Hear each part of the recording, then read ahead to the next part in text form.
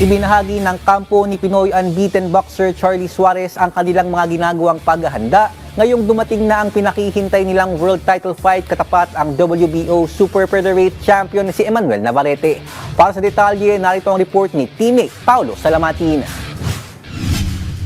Makalipas ang ilang taong paghihintay, handa na ang undefeated Pinoy boxer na si Charlie Suarez na sumabak sa pinakamalaking break ng kanyang buong karera. Ang lumaban sa isang world title fight katapat si World Boxing Organization o WBO Super Featherweight title holder Emmanuel Navarrete sa ika-10 ng Mayo sa Pechanga Arena sa San Diego, USA. Bagamat hawak ng 36-year-old boxer na si Suarez ang malinis na kartada sa 18 panalo with 10 by knockouts, mas bata at mas veterano sa 42 laban si Navarrete. Nasa 4 na Pinoy boxers na ang kanyang dinispatcha sa ilalim ng kanyang professional record. Sa naganap na Philippine Sports Writers Association Forum kahapon sa Maynila, ibinahagi ng longtime trainer ni Suarez sa si Delfin Bohols na may gagamitin silang bala kontra sa Mexican champion.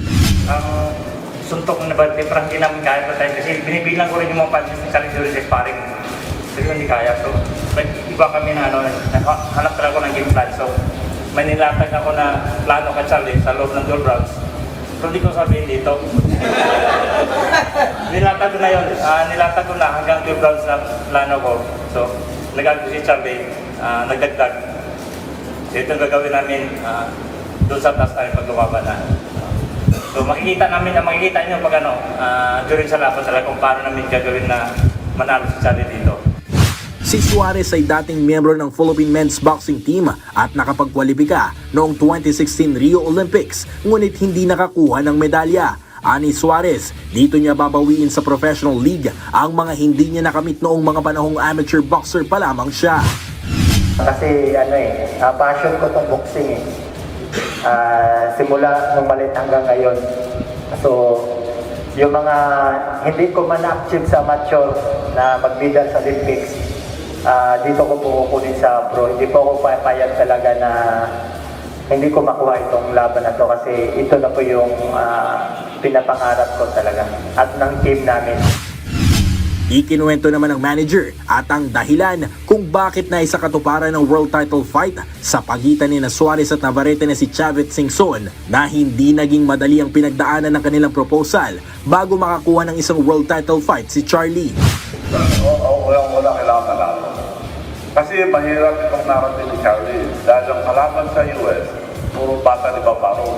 Nahalata ako, pinuto yung protektahan nila eh. Kaya palagi pinapalitan yung kalaban. So, nung nanalo, pinalitan nila ng matangkad na naman. Mabuti, tinumba niya. So, matagal na walang laban na naman. Yung dinire-dire nila, gusto nila talaga masira si Charlie. So, kinausap ko si Barbaro. Kung gusto yung tanongin si Charlie ako, laban mo lang yung Navarrete ako. Yeah, I think so. Sabi niya, pumayag na.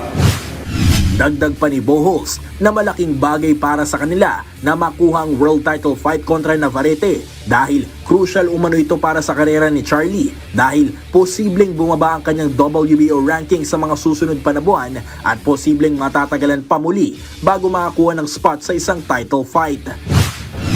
Hindi ko alam kung paano kinausap ni si Barbaro na kumbinsin niya na laban talaga. Isa lang gusto ko, isa lang talaga sinasabi ko na may kalaban ni Charlie kasi siyempre si Charlie nasa tamang edad na eh. So alam din ni Gob yun nasa tamang edad na. So pag magpalayo pa to, wala na kami. Parang baka maiiwan na kami. So sa totoo lang ang trabaho talaga si Gob na para makuha itong world title. Sa ngayon magpapatuloy ang pag-ensayo ni Suarez sa Tagaytay City. Nakasalukuyang nasa 85% na ang kondisyon at inaasahang mag-i-improve pa sa mga darating na araw bago tumulak papuntang US sa ika-15 o ika-16 ng Abril. Paulo Salamatin para sa Atletang Pilipino para sa Bagong Pilipinas.